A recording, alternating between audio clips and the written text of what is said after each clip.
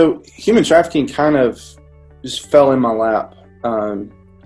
It wasn't something that I necessarily chose to do in the beginning. I was working internet crimes against children, which was child exploitation cases that happened over the internet. And my boss came to me at the time, and he said, "Hey, we've noticed that human trafficking has migrated from, the girls working the corner of the streets to the internet. An example would be Backpage, and you're the internet guy." And he also said, you also have experience with interviewing and talking to and working with victims of sexual assault. He said, my guys don't. And so, hey, prostitution, human trafficking, all that now belongs to you, on top of, the child pornography and child exploitation cases. So it kind of got thrown in my lap at first. And then as I started working it really became, it turned into a passion pretty quickly. And it really all kind of happened. Honestly, I was sitting in church, and I had not long been given the responsibility of trafficking, and my pastor preached a sermon on John chapter 8, the woman that was caught in the act of adultery, and how she was dragged into the middle, the town, and people were gonna stone her to death. And the takeaway that we're taught in Sunday school from that story is, whoever's without sin, throw the first stone. And it's kind of where this story ends in Sunday school. And once we hit that takeaway, and what I learned, or kind of what God revealed to me through that story as an adult, was, hey, that's not where it ended. Like where it ends is, Christ bends down, reaches out to this girl or this woman, and, really shows love and compassion beyond dropping the stone and walking away.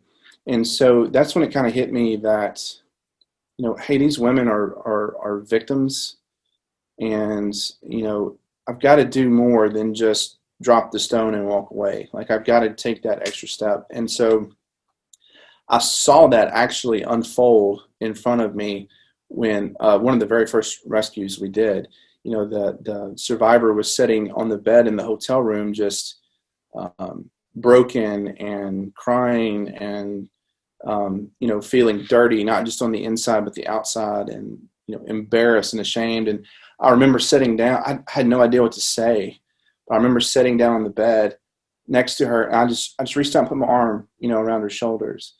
And in my mind, I saw John chapter 8 kind of playing out.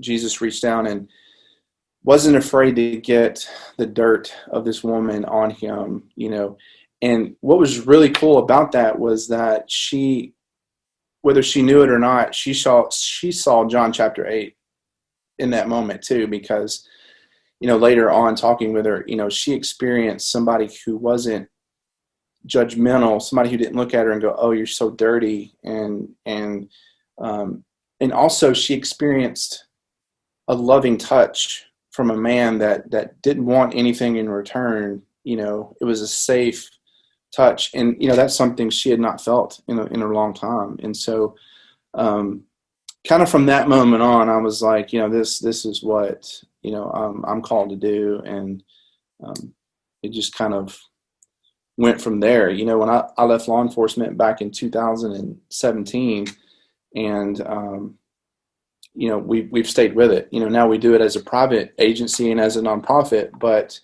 the passion's still there, whether I'm wearing a badge or not. Are you seeing a big need for this in Tennessee? Oh, absolutely.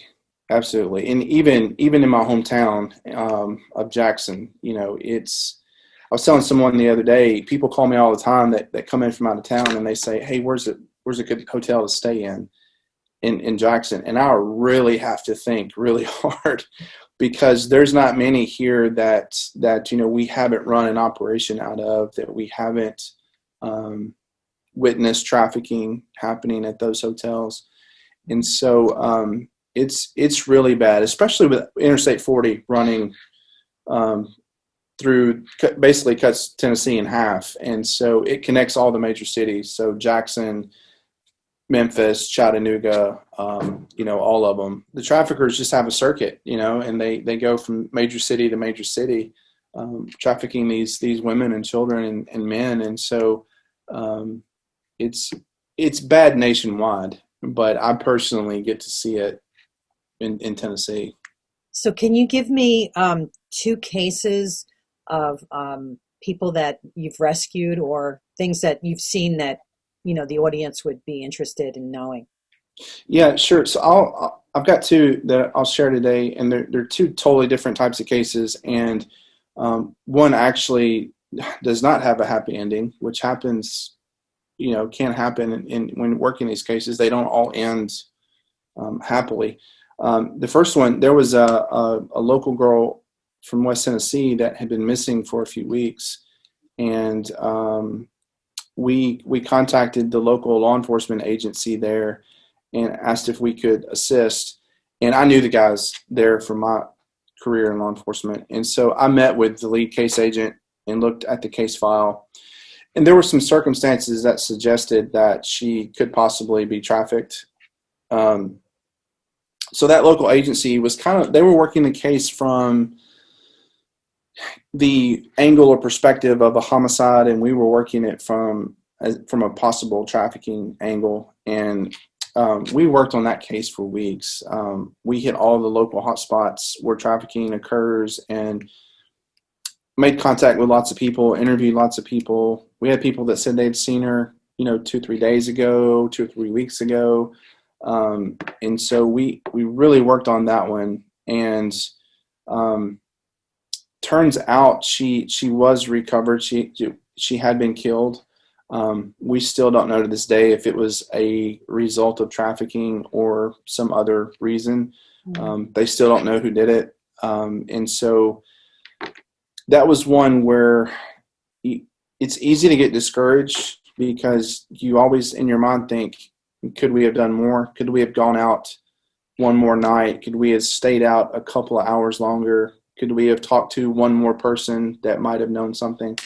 So it's really easy to get discouraged when you have those bad outcomes. But hopefully one day, we can help law enforcement, figure out who perpetrated this so that we can at least bring the family some closure and some peace about it.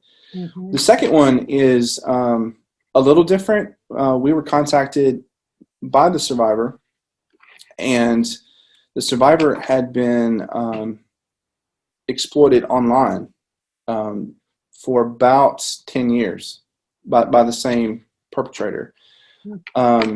The survivor had just gotten the courage to really address the problem. And so I'm also a certified forensic interviewer, and so we knew that we needed to do an interview with this survivor. And so we did the interview, and then we did some technical forensic things with her social media to kind of recover that evidence so that we could start tracing back and identify who this guy is. And we eventually reached a point where we did discover some of the images and things that had been sent back and forth. And she was underage in those photos. So at that point, we had to stop and involve law enforcement at that time because, we could no longer legally possess that evidence. Mm-hmm. And so law enforcement got involved with us at that point in time, and they've kind of taken the lead on that one. Mm-hmm. And that's still an active case. The perpetrator is not from our state, Tennessee, but they're actively pursuing him. But that one had a really good outcome because that survivor had dealt with that pressure of just the constant exploitation online, like I said, for about 10 years, and was ready to move on with her life and just didn't know how, and didn't have the support system to move forward. Her parents didn't know, and so through coming forward and disclosing that and us helping her process all of this, she's built a better relationship with her family, with her parents. So things are looking really good for her. Um, the only thing that she's currently still, kind of hanging out there unresolved is, the prosecution of this perpetrator. And so we're confident law enforcement is going to do the right thing and solve the case and pick this guy up. What can you tell parents to look for if a child is going to either leave home or if there's signs of there is human trafficking going on?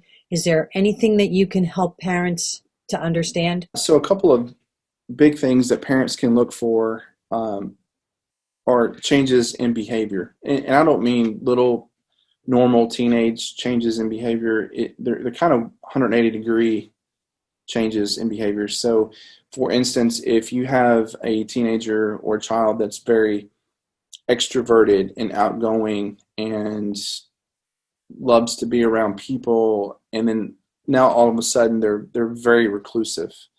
They come home, they go to their room and stay to themselves, or they don't participate in conversation at the dinner table, and then also vice versa from that.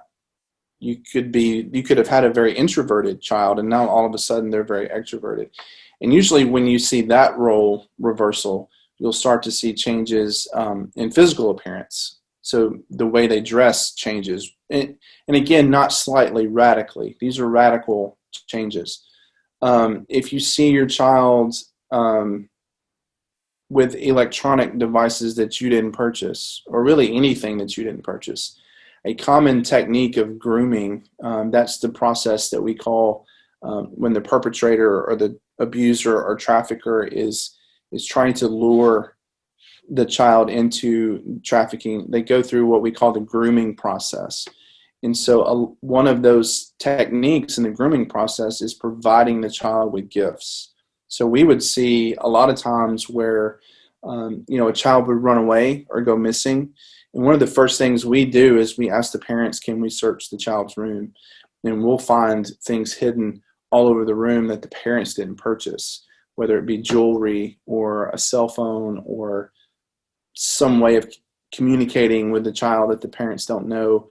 I remember one case where the perpetrator had mailed the victim a SIM card, so that when the two of them talked, what the victim would do would take her SIM card out, put the one that the perpetrator sent her into the phone, so that they could talk and it not show up on mom and dad's phone bill.